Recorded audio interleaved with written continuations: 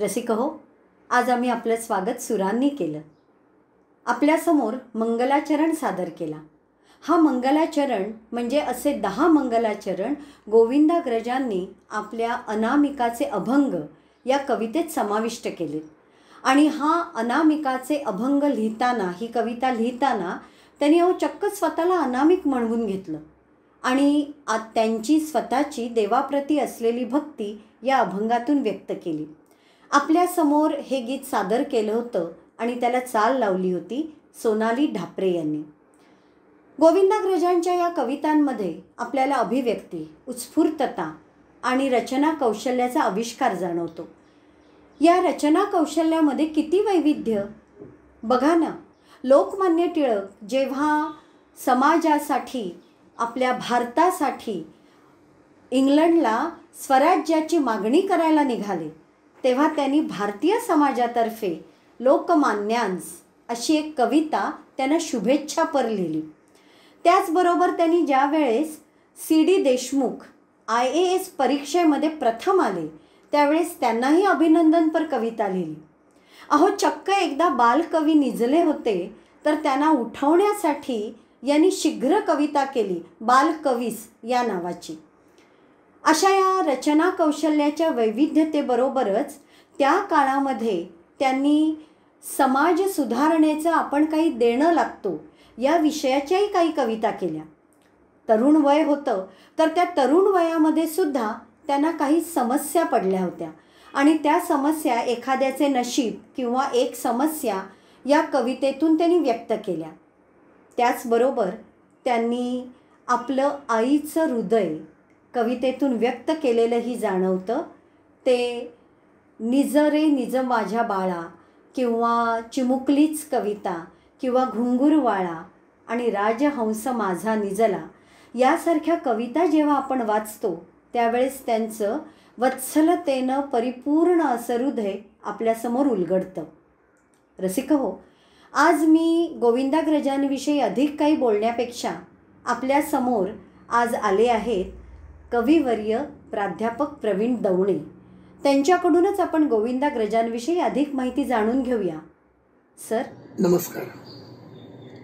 काव्यरसिक हो, आज ज्या कविश्रेष्ठाविषयी मी बोलणार आहे ते नुसतं एक मराठी कवितेतलं किंवा मराठी साहित्यातलं एक श्रेष्ठ नाव नव्हतं, तर तो एक कायम अस्वस्थ असणारा कवितेतला सहसरटा अश्वत्थ होता. होय, कविश्रेष्ठ गोविंदाग्रज म्हणजेच आपले लाडके नाटककार राम गणेश गडकरी. काव्यरसिक हो, गोविंदाग्रज अवघे 34 वर्षाचं लौकिक आयुष्य जगले. पण या 34 वर्षाच्या आयुष्यात 340 वर्षाचं लेखन जणू त्यांच्या हातून झालं. मोजकीच नाटकं की ज्या नाटकांनी सुद्धा रंगभूमीवर जे गारुड केलं ते आजही आपल्या मनावरून उतरलेलं नाही. तीच गत त्यांच्या कवितांची. जीवनाचे सखोल तत्वचिंतक होते गोविंदाग्रज. अतिशय मनस्वी. वयाच्या अगदी 6व्या-7व्या वर्षी समोरची एक व्यक्ती पाहून त्यांना एक गमतीदार कविता सुचली आणि त्याच्यातून त्यांच्यामधला कवी जागा झाला. पण तो केवळ तिथेच उरला नाही, तर नंतर कवितेच्या या सशक्त बीजाला मननाची, चिंतनाची, ध्यासाची, उत्कटतेची आणि एकाकीपणाच्या सखोल काळोखाची पालवी फुटली. गोविंदाग्रजांच्या काही कवितांची नुसती नावच ऐकून किंवा वाचून आपण अवाक होतो. बघा, वेशभूषाकारास सादरार्पित पद्यभूषा, पुनर्विकसन, मागे पाहणे, निर्वाणीची विनवणी, कधी, 3 तरी, दैवाची निर्दयता, गोप, एक शंका, एकच मागणे, अवेळी ओरडणाऱ्या कोकिळेस, लांडोर, भयाण एकांत, लीला, स्मशानातले गाणे, रात्रीस ओरडणाऱ्या घुबडास, आंधळ्यांची माळ अशा विविध कविता त्यांनी रचल्या. त्यातली आंधळ्यांची माळ ही कविता आपण ऐकूया. कवी गोविंदाग्रज. रानो माळ आंधळ्यांची चाले माळ, रानो माळ आंधळ्यांची चाले माळ, दृष्टीनं यातील एकालाही एका मागे दुसरा जाई, अर्धा डोळस रस्ता दावी, करी सांभाळ आंधळ्यांची चाले माळ.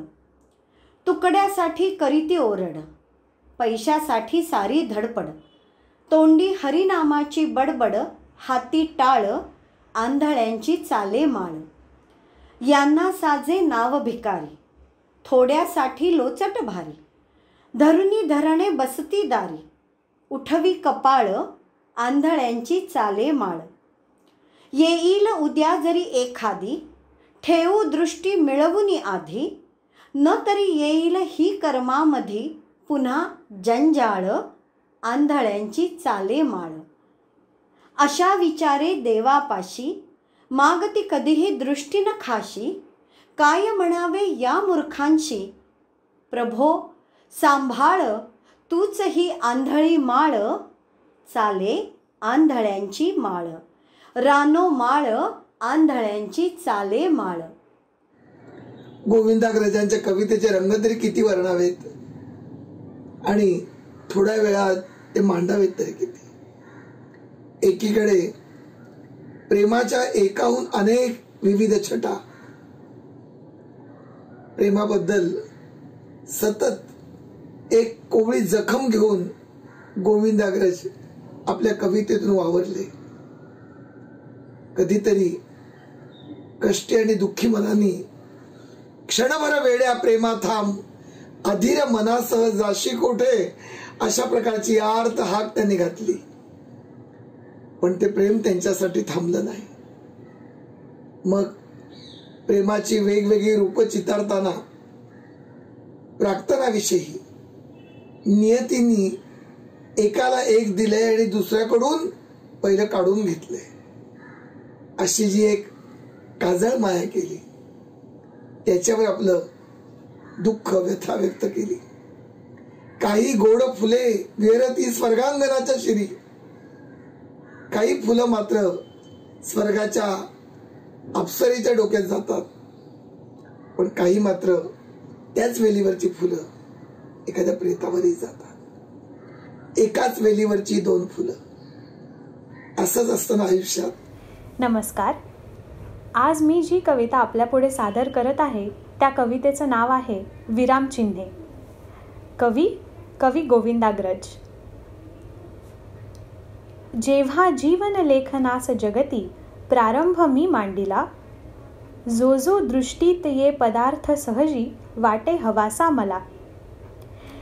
बाल्याची पहिली अशी बदलती दृष्टी सदा बागडे, तेव्हा स्वल्प विराम मात्र दिसती स्वच्छंद चोहीकडे.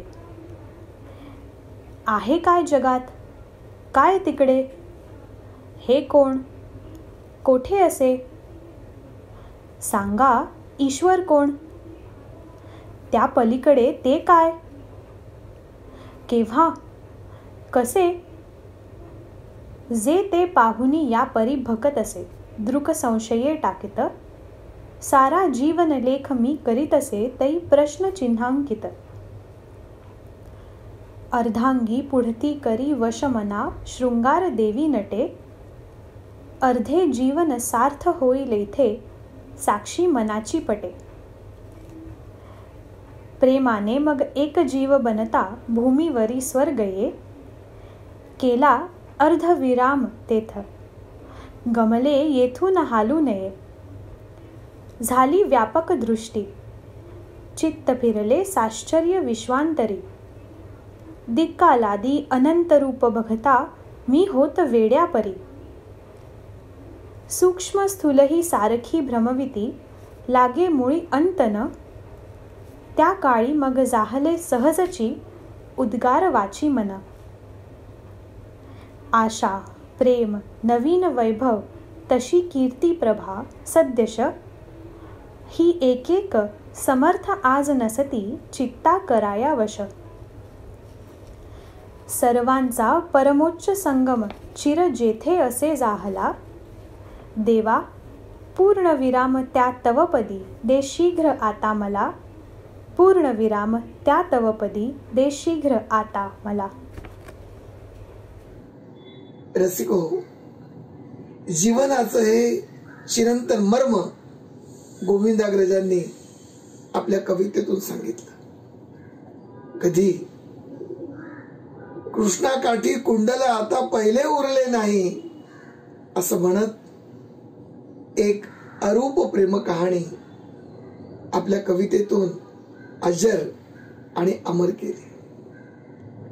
अशा तऱ्हेचे कवी गोविंदाग्रज कधीतरी आयुष्यात भेटणाऱ्या अरसिक माणसांबद्दलही थोड्याशा फटकळ शैलीत सांगून जातात आणि चिंतातुर जंतू सारखी अंतर्मुख करणारी कविता जन्माला येते. हा चिंतातुर जंतू कुठल्याही जंतूपेक्षा भयानक, कारण तो स्वतः आनंदी नसतोच, पण तो दुसऱ्याचा आनंदही कुरतडून काढतो. स्वतःला अत्यंतिक बुद्धिवादी म्हणून तो काही प्रश्न विचारतो.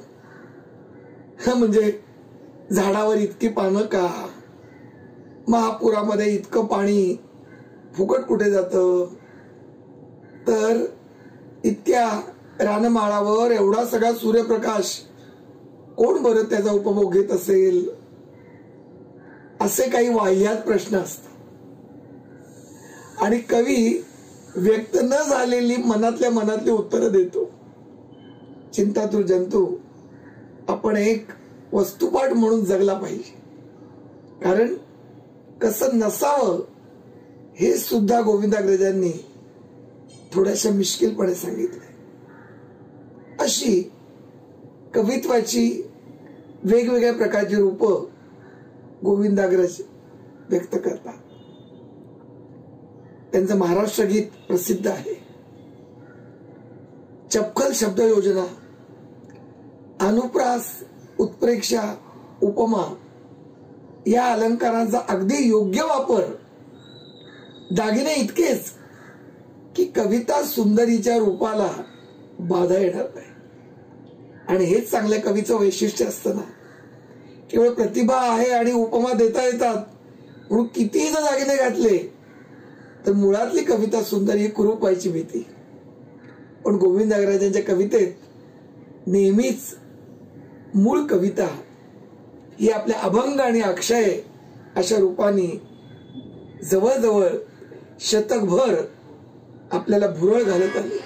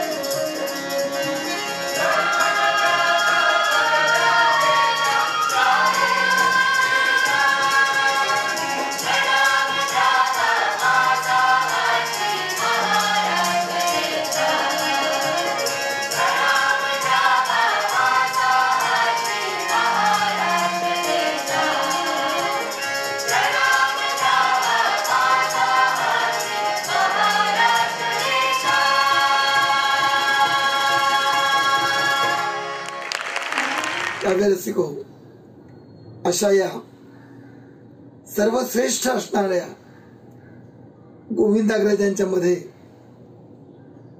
3 मोठ्या कवींचं एक वेगळं रसायन होतं. कविश्रेष्ठ भा. तांबे यांची नाट्यात्मकता होती. बालकवींची निसर्ग तरलता होती आणि कविश्रेष्ठ केशवसुतांची सामाजिक सुधारणेच्या आग्रहाची भूमिका होती. पण म्हणून या तिघांचं त्यांनी अनुकरण केलं असं नाही. ते संस्कार स्वतःच्या प्रतिभेच्या आणि प्रज्ञेच्या मुशीत घालून त्यांनी ते अतिशय दुर्बळ स्वरूपात आपल्या पुढे मांडले. महाराष्ट्र हे जसं त्यांचं परमतीर्थाचं ठिकाण, मूळ ते वर्णन आपण वाचा किंवा ऐका, पण गेली 300-350 वर्ष ज्यांनी आपल्या मनावर अधिराज्य केलं आणि आपल्या मनगटात हिंदवी स्वराज्याचं स्वप्न ज्यांनी सतत धगधगत ठेवलं, त्या छत्रपती शिवरायांच्या बद्दल त्यांनी आपल्या कवितेत विपुल लिहून ठेवलंय. आज आपण त्याचा आनंद घेणार आहोत. परंतु त्यातल्या 2-3 ओळी वाचण्याचा मोह मला होतो. अपरात्रीचा प्रहर लोटला बाई, तरी डोळा लागत नाही.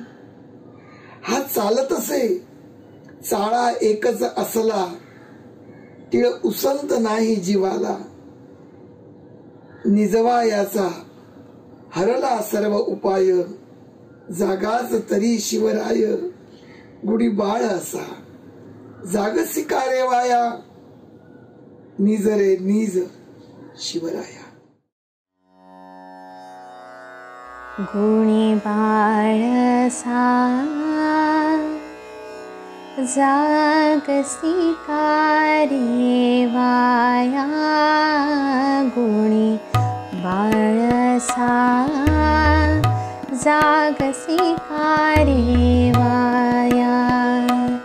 निज रे निज शिवराया, गुणी बाळसा जागसी का रे वाया, गुणी बाळसा जागसी का रे वाया.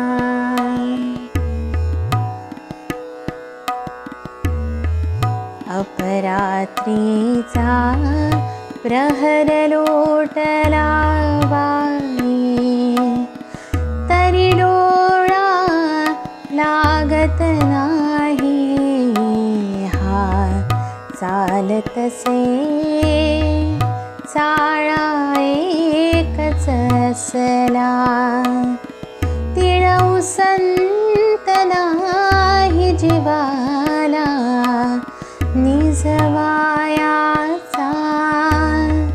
हरला सर्व उपाय, जागाच तरी शिवराय. चालेल जागता चटका, हा साच घटका घटका.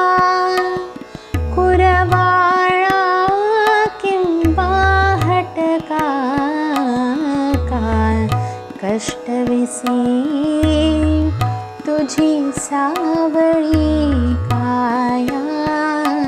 का कष्ट विसी तुझी सावळी काया. निज रे निज शिवराया, गुणी बाळसा जागसी का रे वाया, गुणी बाळसा जागसी का रे वाया, गुणी बाळसा जागसी का रे वाया. एकीकडे कारुण्य आहे, वात्सल्य आहे आणि त्याच वेळेला त्यावेळच्या समाजाची दाटून आलेली अशी एक विलक्षण शत्रूंनी निर्माण केलेली भेदक परिस्थिती आहे. जिजाऊ महाराज बाल शिवाजीला त्याची जाणीव यातून करून देतात. मित्रहो, अगदी थोड्या वेळात फक्त या महासागरातला एक थेंब फक्त मी सांगण्याचा प्रयत्न केला, पण यातून त्यांच्या मूळ कविता आपण वाचाव्यात. समजो न समजो, मनाचा, भाषेचा, रसिकतेचा आणि सुंदर माणूसपणाचा रियाज म्हणून तुम्ही वाचावा, अशी माझी मनपूर्वक इच्छा आहे. त्या कविश्रेष्ठ गोविंदाग्रजांच्या स्वतंत्र प्रज्ञेला, रत्नजडित अशा प्रतिभेला आणि सरस्वतीची वीणा ज्यांच्या शब्दांतून झंकारते अशा शब्द प्रभुत्वाला मी प्रवीण दवणे मानाचा मुजरा करतो आणि थांबतो. धन्यवाद. मंडळी, आपल्या समोर आम्ही गोविंदाग्रजांच्या साहित्य सागरातील काही मोती सादर केले. ते मोती आपल्याला आवडले असतील तर आपण त्याचा आनंदही लुटला असेल. आपण लुटलेला आनंद इतरांनाही सांगायला विसरू नका. रसिको, आपल्याला एक गोष्ट जाणवली असेल की गोविंदाग्रजांची नाट्यगीतं आणि त्यांच्या काव्यरचना यांच्यामध्ये मी सरमिसळ केली नाही. गोविंदाग्रजांनी काही केलेली काव्य ही नाट्यगीतं म्हणून वापरली देखील, परंतु आपण मात्र गोविंदाग्रजांच्या नाट्यगीताचा वेगळा व्हिडिओ करणार आहोत. त्यामुळे पुढच्या भागामध्ये आपण ऐकूया गोविंदाग्रजांची नाट्यगीतं. आता निरोप घ्यायची वेळ झाली. आमचे हे व्हिडिओ आपल्याला आवडत असतील तर आपण शेअर करा, लाईक करा आणि सबस्क्राईबही करा. हो, सबस्क्राईब करताना बेल आयकॉनवर क्लिक करायला विसरू नका. नमस्कार.